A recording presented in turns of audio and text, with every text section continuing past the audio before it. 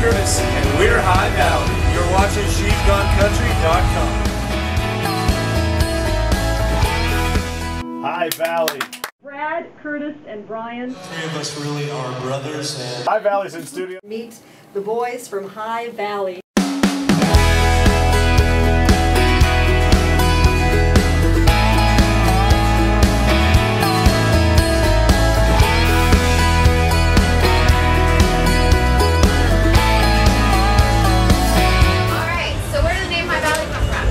Came from a radio show that I hosted as a young child. It was a fake radio show in a cassette recorder. The band was always called High Valley. Boom. Where did you come up with it? Why High Valley? I would have to ask an 8-year-old version of myself. Okay. I don't know. All right, never mind. No, well, I thought that was a great story. It just came out of nowhere. Okay. Yeah. You were just very creative as a child. Oxymorons were in style. They were. We listened to a lot of bluegrass, and one of our favorite bands was our cousin's band called the Dry River Boys. On a Mennonite community? Well, La Crete is the town, and it is very Mennonite. Our background is definitely Mennonite. Our parents were born in Mexico on a Mennonite colony riding horse and buggy.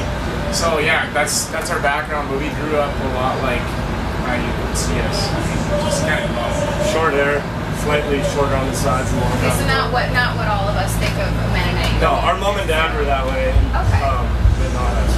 Do you think it impacted your musical career in some way, or your upbringing growing? Oh yeah, our parents taught us so much about gospel music and bluegrass music and like country stuff with 3-part harmony. Church had 3-part harmony all the time. Everywhere we went, there was music, and that background, the kind of old-fashioned upbringing, has a lot to do with what we say about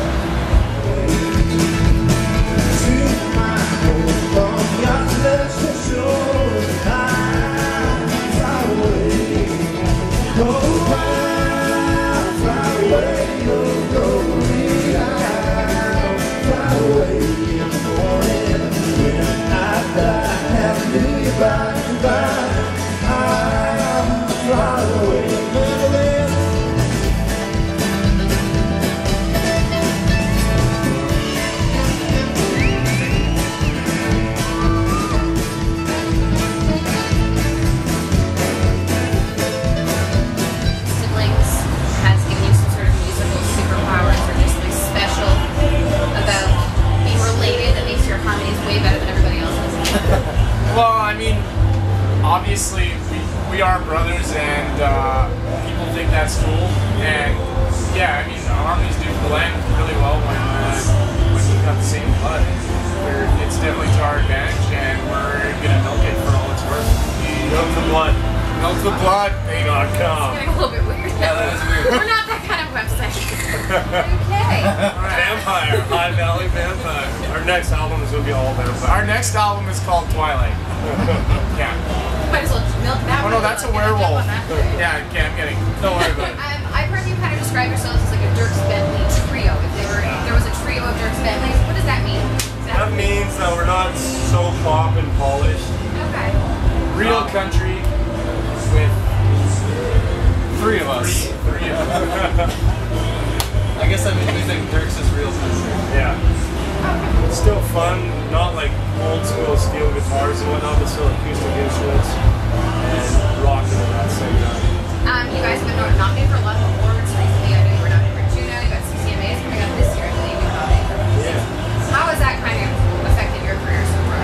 It's made a huge difference. Like today on stage, obviously the opportunities were given because of perception, it was amazing. So we look out there and see, I don't know, 15,000 people or something. A lot of them singing along, and they wouldn't know our songs if it wasn't for all these different industry events helping us out. So we're very thankful to country radio, obviously, for cranking it up quite a few times.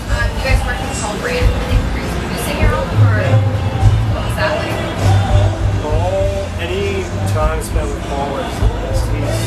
He literally took us from an unknown band to putting us on the CCMAs in front of thousands, millions of people, and we owe him a lot of thanks. And then he took us on tour for 40-some shows. So it's kind of like our country version of Santa Claus. Does that make sense? Yeah, I actually completely unrelated to the interview entirely, but do you know what his real sticky. Okay, we were trying earlier today in the car. We I thought it was Bella resistant. Oh, sure. Well, it looks like. What was it? Whopper psyche? Yeah, that's Whopper psyche is what we have. We're like, so, alright, now, thanks. I just wanted to hear that. Yeah, cool. Appreciate it. Consider. Okay, so songwriting. How does that work with you guys? It's you? Brad's a songwriter. You guys are just We just can't. Where does Yeah. the filter? Filter, yeah, right. Okay, so what's your songwriting process like? I get together with kind of a small group of guys, like different guys that I write with all the time, but Brian and Curtis are definitely the filter. Once I come up with something I think is filter worthy, then they let me know if they're excited about it or not. Yay or nay things? Yeah. Are you guys ever like, that is terrible, what made you think that was a good idea? Not in those words there. No, not in those words. Just usually if we don't like it, it's like, I don't. You can tell. Okay. That's the national note. So you guys are much nicer than I am. It's what it comes down to. I was going to say that. Alright. Most memorable career moment today? Today, playing at Boots and Arts. Really? You say today or today? To date. Oh. Uh-huh. Today was playing the Opry. We played the Grand Ole Opry yeah. January 5th, and it does. I don't think it gets any cooler than that, which is unfortunate. We should have saved it for later, but when we were eating Downhill from here. yeah. Good things to look forward And to. more specifically, shaking Ricky Skaggs' hand as we walked off the stage at the Opry. And you guys played Ricky Skaggs' song this morning. Sure did. You actually had a very busy day. I mean, I don't know if anyone who's watching this knows, but this morning they were part of the Bluegrass Brunch, or the Impossible Brunch Yeah. with Duck Duck Dynasty. Dynasty, and then you guys were signing for 2 hours for Chris fans. Apparently there was people crying, I heard, and they were sad. They got turned away and denied because you didn't have There's a enough lot of time. wind, so there was that. The tears were dry by the time we saw them. And then you guys played this afternoon too. Yeah, it was so great. Such a good day.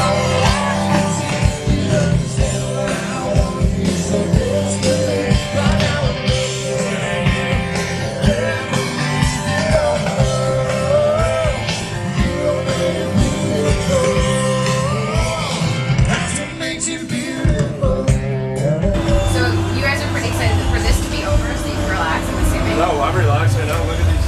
You know what I'm I have excited this about? cushion Oh behind yeah, my this back. is just coming out of nowhere. Actually, there's steak right over there. And And I'm gonna drag this on for as long as that's possible. what I'm excited for. Like steak. So who were you most excited to see then at this part? Miranda Lambert, Dirk Bentley. both of them. What do you find is the biggest difference between playing festivals like this and playing a show on your own?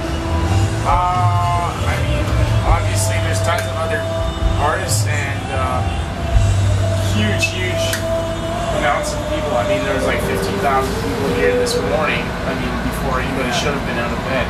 Yeah. And so that's the difference. When there's so many artists, drawing so many different people, it's just amazing. It's the best.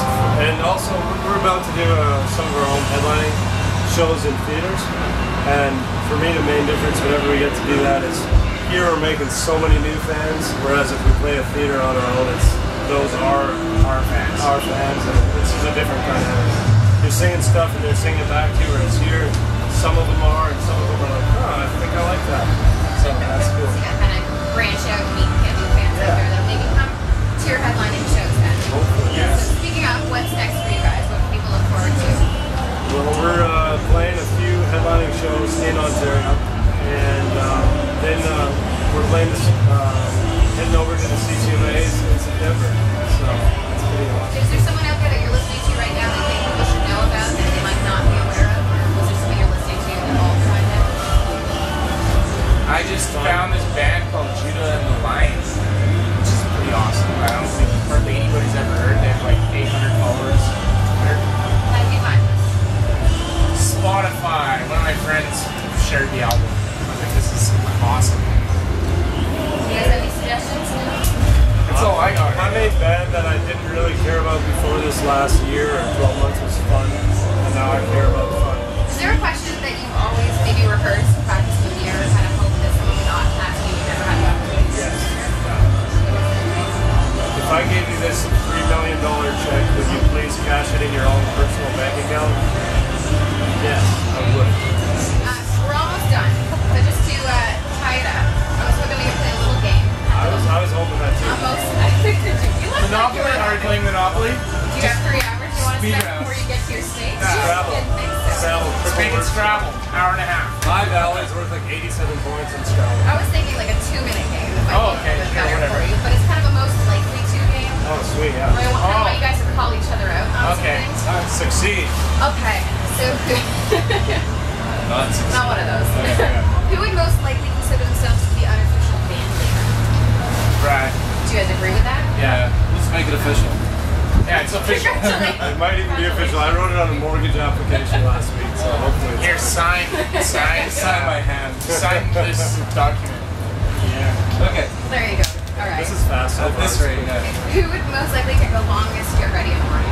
Is there someone who's always fixing their hair or doing something you're waiting for them? Might have used to have been me, but then I buzzed my head, so I'm like 10 minutes. Brad has this Probably fancy Brad. deodorant stick that he puts in his hair. Yeah, it looks like deodorant, but it's actually hair. Yeah, so Brad, it would be Brad. And then If I'm everyone gonna hair For gel the on show, mine, he's always going like this. So. Getting it I don't know. perfect. It's hard to get. All right.